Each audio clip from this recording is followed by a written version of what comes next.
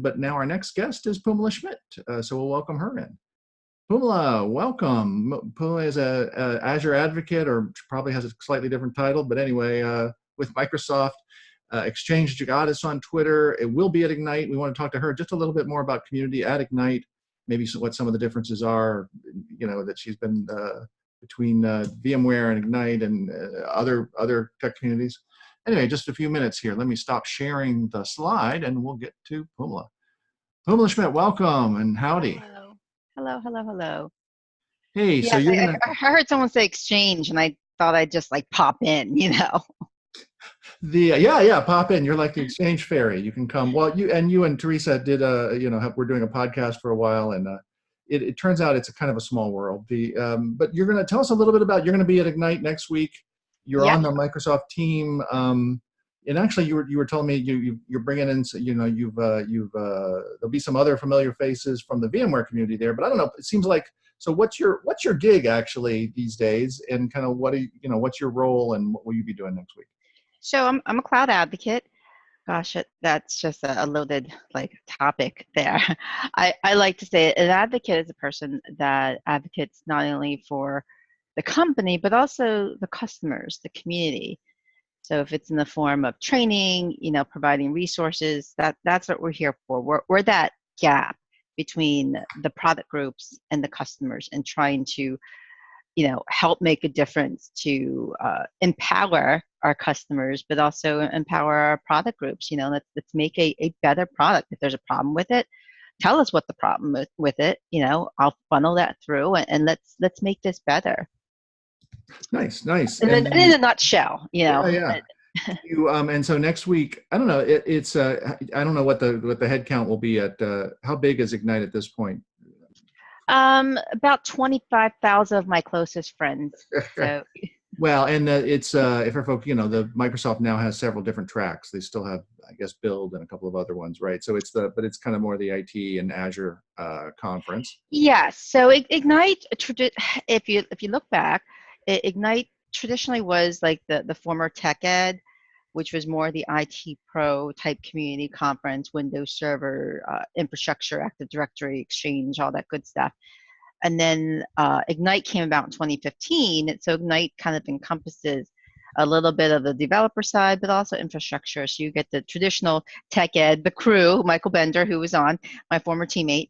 And then we're trying to make it more inclusive of all professionals, all implementers, practitioners, whatever we want to call ourselves. I like to call ourselves magicians because we make miracles happen sometimes. So it's about 25,000 attendees, give or take a few thousand. And we're at the Orange County Convention Center. I believe that's the correct term for it, OCCC. Mm-hmm. And it's 5 days, November 4th through the 8th, and it's a fun-filled, packed day. And evening, Thursday night, we have our closing party at Universal Studios, which is always, everyone looks forward to that. I saw you guys doing a preview video. I bet that looks fun. Oh, yes, our videos are hilarious. I went down there the first week of July. It was hot. It was like one of the hottest weeks in Florida, and there was a heat advisory, and we're out recording, playing miniature golf. Like, I literally was sweating to death. It was awful. And I'm getting really sick down there that week too. I caught a stomach bug, but we forged through and got the videos out there. They're fun. People think corporate life is all glamorous, but yeah, no, it's stomach bug and trying to film the videos in the 100-degree heat with a smile. Yeah. So Phoummala, you were always kind of specialized in Exchange, and that was a big admin of those kind of systems. I knew you through kind of the infrastructure VMware world. Yes. So Exchange and VMware go together, right? Not really. Yeah. There have been some disputes over the years about where to put. Yes. There's been a lot of dispute over that. I originally was an Exchange administrator, got hired to upgrade Exchange for this one company, and it turns out that was on hold because they needed the virtualization platform up and running. So I was, voted to be the VMware engineer and architect. So I took that over, ran that for about a year before we upgraded Exchange. and then I just end up taking over storage and backups, and next thing you know, I'm running the data center with Exchange as well and SharePoint. The little SharePoint gig there on the side, when we had to fill in with our SharePoint admin. But the whole infrastructure side, I'm very familiar with, and I heart VMware. I mean, I've done Hyper-V, I've done VMware, I love them all, but my background is definitely on the VMware side when it comes to virtualization. And I virtualized Exchange when it wasn't really approved to do so, wasn't supported. I've done some crazy stuff with Exchange on virtualization. I've even P2V'd Exchange. Yes, that's like not recommended. Not a recommended uh, yeah. There's dispute over what you can do with that, but there are ways to do it. If you do it right, it runs like a champ. I mean, Sure, yeah. all my That's the environment. thing. I think IT, a lot of times we try to build stuff that for people just to like push, we don't almost trust the admins. Well, because admins are very creative, and Yes, we are. We're very give creative. them a button to push instead of giving them a toolkit to work with. And maybe that's changing. I don't know. But I was going to ask, I don't know, any surprises now that you're inside the mothership there, or any in terms of community, or in terms of Ignite and community and surprises with the team? It's Microsoft these days. So yeah, when you work with a team of rock stars, I have that in quotes. Definitely imposter syndrome. It's been personally, it's been a struggle for me, because when you're working next to, another big name person in the community, like, oh wow, what do I have to offer? But everyone that's been chosen there's a reason why we're there, right? We're there for a particular reason, and everyone has their strengths and their weaknesses. So that's my thing. I always look forward to going to Ignite, because I feel like it's my time to connect with the community and meeting, all the friends that I've made. And even though I'm not presenting a technical session this year, and there's a reason why, I'm still excited to go. I'll be doing a lot of interviews. The reason I'm not going the first day is my son is leaving for boot camp on Monday, November 4th. That's a big deal. So my governance session that I was doing is actually being presented by my teammate Warren Thomas instead. So and that's why we're a team, right? We can jump in when needed and help out. But I need to be there for my son. So it was like, yeah, I won't be there, but as soon as he jumps on his plane to go, I'll be jumping on my plane to go to Florida. But we'll be at the airport. Yeah, we'll be at the airport at the same time, pretty much. And I forget, are there still others at home? I have actually today, my youngest is 13, so I have no more young children. I have teenagers and adults in my home. I'm. It's a big transition. It's actually, this week has been an adjustment for me. Not only family, but also career wise too. I mean, planning for Ignite. It is our big show, right? We've got 25,000 plus attendees. I mean, it's a lot. I'll be doing a lot on the channel 9 live stage. Mm-hmm. And this is sort of like our sports center type kind of broadcast. We do live interviews. We also do recorded interviews as well. And I'll be doing a lot of interviews throughout the week, interviewing product managers and whatnot, all good stuff. Should Mm-hmm. be fun. Do it's always I always kind of joke that you go to a conference and I'm not sure if I'm familiar with that, if I know that person, or if that person just looks like somebody at the last conference I was at, because kind of geeks they have there's some profiles, there's some types, but it's always, the funny thing is that we have a tendency to be a lot of introverts, but everyone I'm is one. very friendly. Well, everybody, when the camera turns off, many of us are.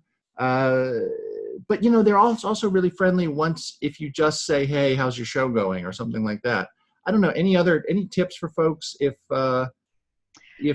for folks first time coming, if they don't know anybody there, or places to come find you with one. But so you can always tweet out to me, say you're alone. I will never ever leave anybody alone at Ignite or VMworld, any conference.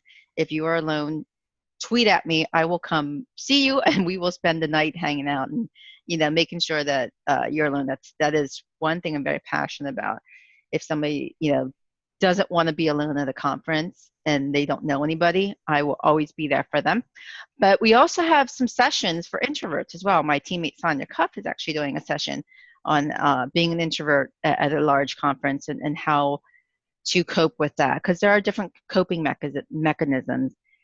We also have the community hub, which is sort of like the community village at VMworld. This is pretty much where the expo center is, but we also have I don't want to call it a lounge area, but it's an area where there's big, large screens that all the sessions are actually streamed live. And there's a whole bunch of seating there, and you can actually plug in with your headphones and listen to each of the sessions that are actually being streamed. So let's say you want to see 4 sessions, but you can only be in one place, right? Because there's only one of you. Mm-hmm. You can actually sit in the community area and actually watch all the sessions that are being streamed. And you can just switch back on the audio receiver, which channel you're going to go to. I've actually done that before, where if I can't, be in one place and I want to see all of them, I'll sit there and just plug in my headphones and, just watch and just flip through the different channels. I like that idea. It's great. I always just say I'll watch them. I'll watch them when I get home, and I rarely do. So yeah. So our sessions also stream live too. So you can, if you can't make it to all the sessions, you can watch the stream or the recorded sessions later. You can log back into the tech community site and watch that. You can come watch our stage, but we make it so that even our remote attendees can watch, because we know that not everybody has budget to send their employees to Ignite. It's expensive. Yeah. Like if my employer hadn't sent me years ago, I mean, it's $2,400.